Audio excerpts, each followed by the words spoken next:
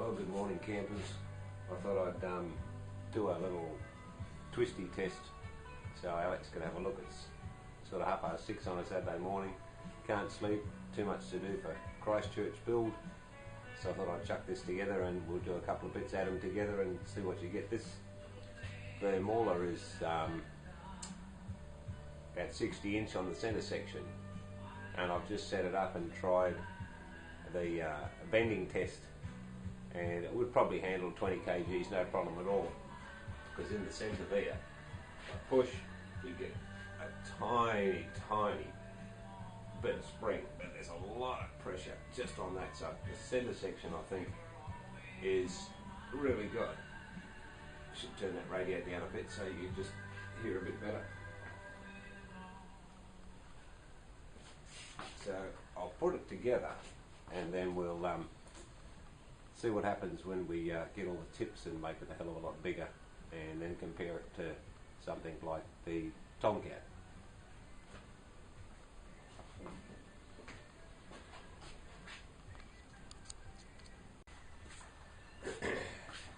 Okay, number two, just put the tips on, and it appears, even though the rods are solid, that you're getting flex at the joins, which is probably not a good thing. The tips themselves are only probably 600 to 700 each, but if we get up to a tip, and I'll show you the bit of movement that you can get out of that.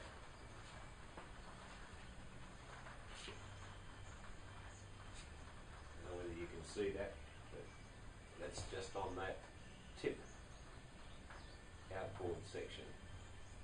So if I was to move these blocks to the tips, and then we'll see what we get.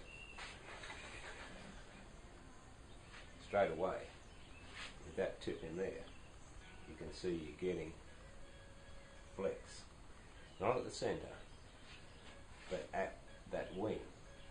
So now that's only one, so you're getting spring there over that, which is all in the joiner system. So I'll move the one up the other end.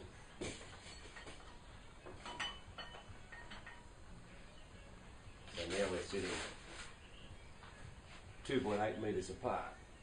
So if you put all the weight now in the middle, we can get that happening. We can actually touch the bench. So I don't think it'll break, but it'll certainly make a banana out of it. So it's just, and I can see it actually at those points, flexing there. But a lot of movement and a bit of a worry.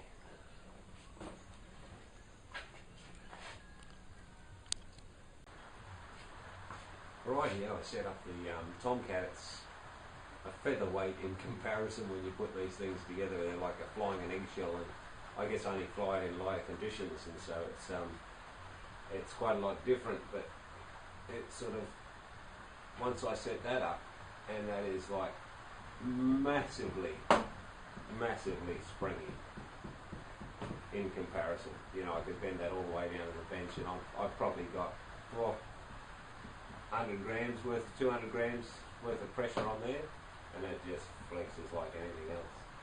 And that's just in the hollow section. So maybe it's not a hell of a lot to worry about, but maybe the tip weight will sort it out. So you guys can have a look and see what you think.